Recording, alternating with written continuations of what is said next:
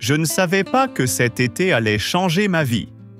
J'étais venu en Italie pour quelques semaines pour travailler un peu, respirer, fuir Paris et ses murs gris.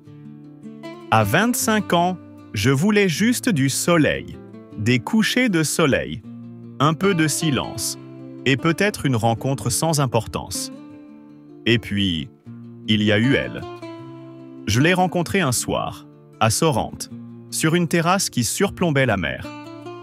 Elle lisait seule, un verre de vin à la main, les cheveux relevés, la peau légèrement dorée par le soleil. J'ai cru qu'elle m'avait à peine remarqué. Mais quand nos regards se sont croisés, il y a eu quelque chose, un arrêt du temps, un souffle coupé. Elle s'appelait Clara, 5 ans et 1 an. Une femme que la vie avait rendue forte, élégante, un peu mystérieuse.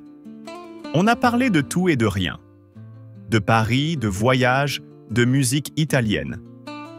Elle riait d'une manière qui me désarmait, comme si elle savait déjà ce que je ne comprenais pas encore. Ce soir-là, je n'ai pas dormi. Je revoyais ses yeux, sa voix, la lumière sur son visage. Je ne savais pas encore quelle était la mère de mon ami. Je ne savais pas que cet été, entre les vagues et les couchers de soleil, allait devenir un secret que je porterais pour toujours. Les jours suivants, je la croisais souvent dans le petit café en bas de la colline. Elle lisait toujours seule. Parfois, elle levait les yeux, me saluait d'un sourire. Un jour, j'ai osé m'asseoir à sa table. « Vous êtes encore là, jeune homme ?» a-t-elle dit en riant doucement. On a parlé du ciel, des livres, du café trop amer, puis, sans s'en rendre compte, de nous. Clara m'écoutait avec une attention rare. Pas comme les filles de mon âge, distraites et pressées. Avec elle, tout était plus lent, plus vrai. J'adorais la façon dont elle parlait. Calme, posée, avec cette assurance tranquille que seuls les ans peuvent offrir.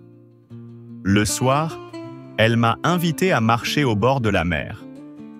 Le soleil se couchait derrière les falaises.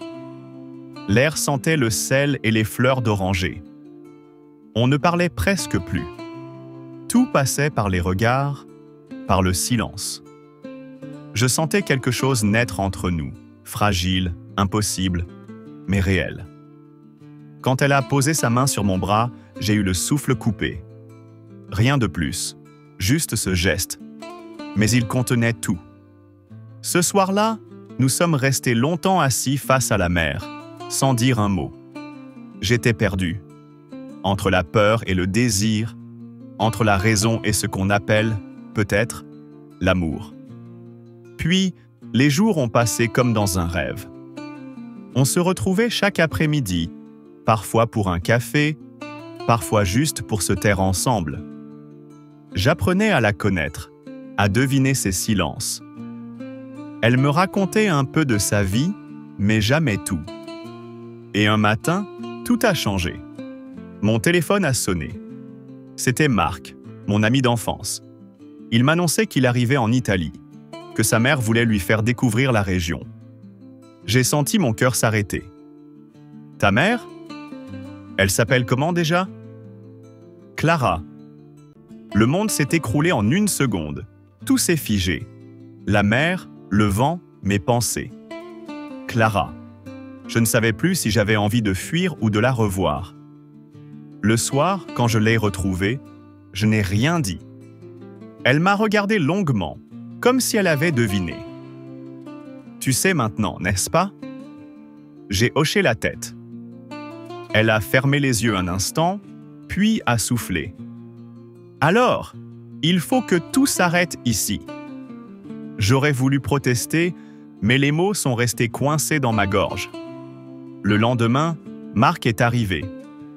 Il m'a présenté sa mère avec fierté, sans savoir. Elle a joué le rôle à la perfection. Souriante, distante, comme si nous ne nous étions jamais connus. Pendant tout le séjour, nos regards se croisaient, furtifs, lourd de tout ce qu'on ne pouvait plus dire. Et puis, un matin, elle est partie plus tôt que prévu. Elle m'a laissé une enveloppe à la réception. Une seule phrase. Certains étés ne se vivent de qu'une fois, mais ils durent toute une vie. C'est « Des années ont passé. Parfois, je retourne à Sorrent. Je m'assois au même endroit, face à la mer. Et j'entends encore sa voix, son rire, ce silence entre nous. L'amour n'a pas toujours besoin d'avenir. Parfois, il suffit d'un été pour qu'il ne s'éteigne jamais.